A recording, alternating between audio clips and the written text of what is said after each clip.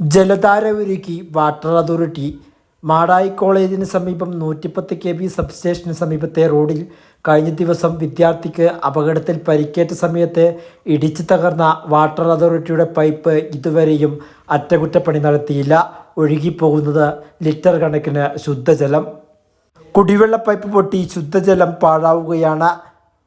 മാടായി കോളേജിന് സമീപം Madayi 110 kV substation റോഡിലാണ് പൈപ്പ് പൊട്ടി ലിറ്റർ കണക്കിന് ശുദ്ധജലം പാഴാകുന്നത്. കഴിഞ്ഞ ദിവസം സ്കൂൾ വിദ്യാർത്ഥി സൈക്കിൾ യാത്രയ്ക്കിടെ അപകടത്തിൽപ്പെട്ടിരുന്നു. ഇതിനെ തുടർന്നാണ് കുടിവെള്ള പൈപ്പ് പൊട്ടിയത്. സമീപത്തെ വീട്ടുകാർ വാട്ടർ അതോറിറ്റി ജീവനക്കാരെ വിവരമറിയിച്ചുവെങ്കിലും ആരും തിരിഞ്ഞു നോക്കിയില്ല എന്ന പരാതിയും ഉണ്ട്. എല്ലാ സമയവും ശുദ്ധജലം ഒഴുകിപ്പോകുന്ന ദുരവസ്ഥയിലാണ്. അടിയന്തരമായും അറ്റകുറ്റപ്പണി നടത്തി ശുദ്ധജലം പാഴാകുന്നത് തടയണം എന്ന ആവശ്യം ശക്തമാണ്. വർത്തമാന ന്യൂസ്, പഴയങ്ങാടി.